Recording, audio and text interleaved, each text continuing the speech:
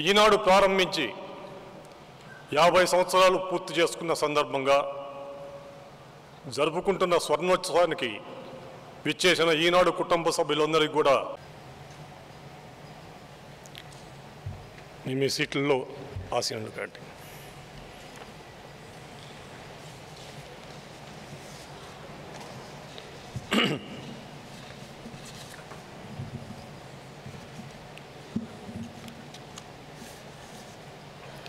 సరిగ్గా 50 ఏళ్ల క్రితం ఇదే రోజు గౌరవ చైర్మన్ గారి ఆధ్వర్యంలో ఒక సామాన్య కార్మికుడి చేతుల మీదుగా ఈనాడు నిశ్శబ్దంగా ప్రారంభమైంది. అనతి కాలంలోనే ప్రజలకు చేరువై ఆనాటి ఉమ్మడి రాష్ట్ర వ్యాప్తంగా విస్తరించిందన్న విషయం మనందరికీ కూడా విదితమే. తెలుగు పత్రికా రంగం ఆ మాటకొస్తే తెలుగువారి సామాజిక రాజకీయ చరిత్రను సైతం ఈనాడుకు ముందు ఈనాడుకు తర్వాత అన్నంతగా ఈనాడు ప్రభావితం చేసింది. ఈనాడు వల్లే తెలుగునాట రాజకీయ ముఖ చిత్రం తరువాతి కాలంలో అనేక సామాజిక ఆర్థిక మార్పులకు ఈనాడు కారణమైంది. ఈనాడుని విశాఖపట్నంలో ప్రారంభించాలన్న చైర్మన్ గారి నిర్ణయం వ్యూహాత్మకమైనది. ఒక వ్యాపారం గట్టిగా జరుగుతున్న చోట అదే వ్యాపారాన్ని మరొకరు ప్రారంభించే పద్ధతికి చైర్మన్ గారు ఆయన మొదటి నుంచి కూడా వ్యతిరేకి. ఇది మనకి అనేక సందర్భాల్లో వారిని కలిసినప్పుడు కూడా చెప్తుండేవారు. వారు గుడివాడలో చదువుకునే రోజుల్లోనే వారు గుడివాడలో తిరుగుతున్నప్పుడు ఒక చిన్న వ్యాపారం వస్తే దాని పక్కనే అదే వ్యాపారం వేరే వాళ్ళు పెట్టేవారట. వీళ్ళకి ఇంకా ఆలోచన ఎందుకు రాదు అని చెప్పేసి ఆ చిన్నతనంలోనే ఆయన మనసుని తులుస్తూ ఉండేదంట. ఆయన వ్యాపార రంగంలోకి వచ్చిన తర్వాత ఆ పద్ధతికి పూర్తిగా స్వస్తి పలికి ఒక వినూత్నమైన ఆలోచనలతో ఆయన ప్రారంభించిన ప్రతి వ్యాపారం కూడా వేళ్ళు ఉట్టుకొని బ్రహ్మాండంగా విస్తరించి విజయవంతమైన సంగతిని మనందరం కూడా మనం చూసాం. ఈనాడు రాకముందు వరకు పత్రికలు అంటే కేవలం రాజకీయ నాయకులు ఉన్నత విద్యావంతులకు పరిమితమైన వ్యవహారం. అంతవరకు ఆకాశంలో ఉన్న తెలుగు పాత్రికేయాన్ని పేదవాడి గుడిసె దగ్గరకు తీసుకొచ్చి పేదవాడి కష్టాలు, కన్నీళ్లు, దుఃఖం, ఆవేదన, వేదన, పాలకులు వారి కోసం ప్రకటించే సంక్షేమ కార్యక్రమాలు నిజంగా వాళ్ళకు అందుతున్నాయా లేదా అనేదాన్ని సునిశ్చితంగా పరిశీలించి వార్తా యంత్రాంగం చేత రచింపజేయించి వాళ్ళల్లో ఆలోచనను రేకెత్తించి వాళ్ళని తరువాతి కాలంలో ప్రశ్నించేటట్లుగా తయారు చేసిన పత్రిక ఈనాడు పత్రిక.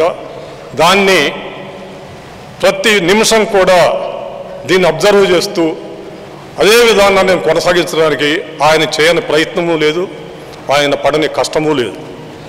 అంతర్జాతీయ పరిణామాలు, రాజకీయ నాయకుల ప్రకటనలు, సాహిత్య కార్యక్రమాలు అంతవరకు తెలుగు పత్రికల్లో ఎక్కువగా వచ్చాయి.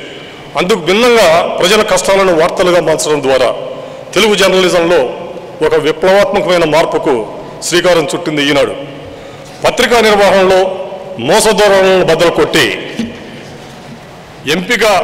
ఫోటోల ఎంపిక నుంచి కార్టూన్ల వరకు పెద్దపేట వేయటం, పేజినేషన్ నుంచి మార్కెటింగ్ దాకా నవ్యతకు పట్టం కట్టించడం, అందుకే ప్రారంభమైన 4 ఏళ్లలోనే లార్జెస్ట్ సర్క్యులేటెడ్ తెలుగు డైలీగా అవతరించింది. 46 ఏళ్ళు ఆ అగ్రస్థానాన్ని అలాగే నిలబెట్టుకుంటూ మిగిలిన పత్రికలకు అందనంత దూరంలో నిలిచింది. ప్రజాస్వామ్యాన్ని బ్రతికించేది ప్రశ్నే. ప్రభుత్వాలను ప్రశ్నించే శక్తి ప్రజలకు వచ్చినప్పుడు ఆ చైతన్యమే ప్రజాస్వామ్యాన్ని పరిపుష్టం చేస్తుంది. అందుకే ఈనాడు తెలుగు ప్రజలకు ప్రశ్నించడం నేర్పింది, పౌర హక్కులపై అవగాహనను కల్పించింది. ప్రజాస్వామ్య మూలస్తంభాల్లో ఒకటైన 4th ఎస్టేట్ చేయాల్సిన పనిని చైర్మన్ గారి ఆధ్వర్యంలో ఈనాడు త్రికరణ శుద్ధిగా నిర్వర్తించింది, మరి ముందు కూడా నిర్వర్తిస్తుంది. సమాచారం ఇచ్చి ఆగిపోయే పత్రికలకు కరపత్రికలుగా పెద్ద తేడా ఉండదు. ప్రజలతో మమేకమై ఇదే నిజమైన వార్తాపత్రిక. ఈనాడు విశ్వాసం అదే కాబట్టి జనానికి అవసరమైనప్పుడల్లా వెన్నుదన్నుగా నిలిచింది. ప్రకృతి విపత్తులు తలెత్తినప్పుడు బాధితులకు వీలైనంత సహాయము చేసింది. అనేక ఉద్యమాలను నిర్మించి ప్రజల్ని చైతన్యవంతులను చేసి ఆ ఉద్యమాల్లో పార్టిసిపేట్ చేసేటట్టుగా చేసి మరి అనేక వారు హక్కులను సాధించుకునేటట్టుగా చేయగలిగేది. ఎవరో వస్తారని ఏదో చేస్తారని ఎదురు చూస్తూ కూర్చుంటే సమస్యల పరిష్కారం కావు. అందుకే సుజలాం సుఫలాం శ్రమదానం వంటి కార్యక్రమాల ద్వారా తమ సమస్యలను తామే పరిష్కరించుకుంటూ ఉండేలా ఈనాడు చైతన్యపరిచింది. ఇలా ప్రజల కోసం ఆలోచించి ప్రజల కోసం ఇంతగా పనిచేసిన పత్రిక యావత్ దేశంలో ఈనాడు మినహా మరొకటి లేదనేది మనకందరికీ తెలిసిందే. ప్రజాపక్షం వహిస్తూ ఈనాడు ప్రచురించిన వార్తా కథనాల పట్ల ఆగ్రహించిన పాలకులు మన ఆర్థిక పునాదుల్ని కదిలించడానికి చూశారు.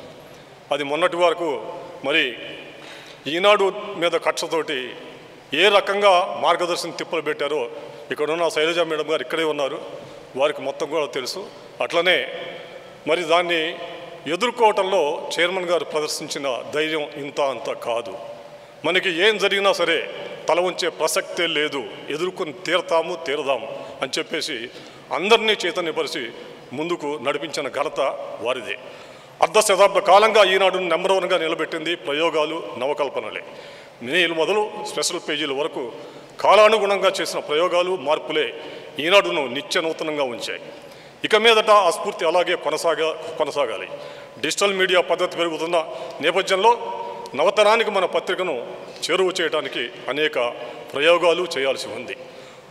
ఒకసారి ప్రముఖ క్రికెటర్ సునీల్ గవాస్కర్ ఒక మాట చెప్పేవారు, సెంచరీ చేసిన తర్వాత మళ్ళీ ఆయన ఫ్రెష్ గార్డ్ తీసుకొని మళ్ళీ నేను మొదటి బంతిని ఎదుర్కొంటున్నాను అన్న దీంతో ఆ సెంచరీ చరిత్ర అది మర్చిపోయి నేను మొదటి బంతికి ఎదుర్కొంటున్నాను అన్న దీంతో ఆడేవాడట. అందుకే ప్రపంచ క్రికెట్ చరిత్రలో 10,000 పరుగుల మైలురాయి దాటిన మొదటి క్రికెటర్ సునీల్ గవాస్కర్. అలాగే ఈనాడు 50 సంవత్సరాలు పూర్తి చేసుకుంది, అది చరిత్ర. ఇక రాబోయే 50 సంవత్సరాలకు మనం సంకల్పించుకోవాలి, అనేక ప్రయోగాలకు సిద్ధము కావాలి, అనేక ఘట్టాలని ఎదుర్కోవటానికి మనం ముందుకు నడవాలి. మన మేనేజింగ్ డైరెక్టర్ కిరణ్ గారి ఆధ్వర్యంలో అది జరిగి తీరుతుందని ప్రతి ఒక్కళ్ళను కూడా విశ్వసిస్తున్నాను. ఆయన ఇప్పటికే దానికి శ్రీకారం చుట్టారు కూడా. ఈరోజు వచ్చిన ఎడిటోరియల్లో కూడా వారు దాన్ని స్పష్టం చేశారు. ఇక్కడ ఇంకొక క్రీడా సంబంధమైన విషయం మీకు అందరికీ తెలిసే ఉంటుంది. 4x100 రిలే పరుగు పందెం. మొదట ఒక క్రీడాకారుడు పరిగెత్తుతూ 100 మీటర్లు పూర్తి కాగానే రెండో అతనికి బెటర్ని ఇవ్వాలి, ఆ తర్వాత మూడో అతనికి, ఆ తర్వాత నాలుగో అతనికి.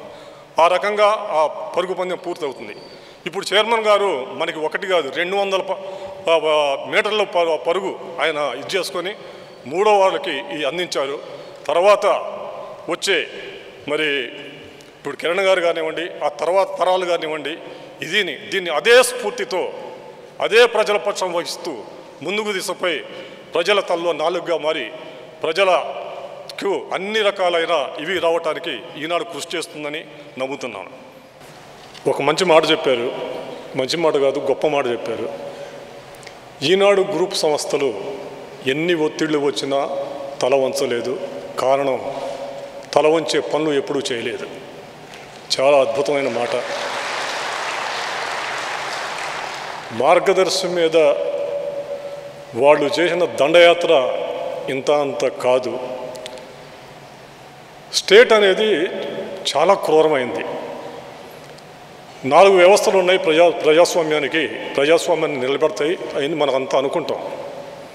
కానీ ఇక్కడ అంతా స్టేట్ తలుచుకుంటే ఈ 3 వ్యవస్థల నుంచి రావాల్సిన న్యాయం కొన్ని వందల సంవత్సరాలు పడుతుంది. అందుకనే ప్రజాస్వామ్య దేశాలుగా చెప్పుకునే అనేక దేశాలు కూలిపోయాయి. అటువంటిది స్టేట్ అటాక్ను తట్టుకొని ఇవాళ సంస్థ నిలబడింది అంటే వారు దీనికి విశ్వాసం అనే ఒక శేషపు గోడను నిర్మించారు. ఆ గోడని ఛేదించడం కానీ పగలగొట్టడం కానీ ఏ ఒక్కడికి కూడా సాధ్యం కాదు. ఇది ప్రపంచ చరిత్రలోనే ఒక గొప్ప విషయం.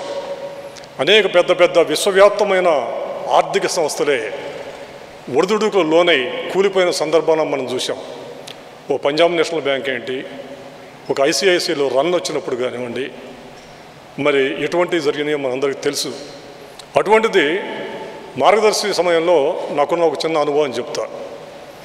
ఆ రోజు ఆల్మోస్ట్ మరి వాళ్ళ సర్కిల్స్లో వైఎస్ చెప్పాడట, మార్గదర్శి అనేది చరిత్ర అయిపోయింది, రామోజీరావు గారి పని అయిపోయింది అని చెప్పేసి అన్నాడు. కానీ మా మిత్రుడు చెప్పాడు. మేము అప్పుడు ఈనాడు నుంచి కొన్ని టీమ్స్ ఫామ్ అయ్యి మార్గదర్శి మెయిన్ ఆఫీసెస్ దగ్గరికి వెళ్ళాం. ఆ వచ్చిన వాళ్ళని కొంచెం సంజాయించడానికి, కానీ ఎవరైనా వస్తారేమో అని చెప్పేసి నేను 10-12 మందిని కలిసి రాజేంద్ర బాబు ఇటువంటి వాళ్ళందరం మేము మార్గదర్శి మెయిన్ ఆఫీసుకి వెళ్ళాం. అక్కడికి దాదాపు 20-30 మంది కొంతమంది వచ్చారు.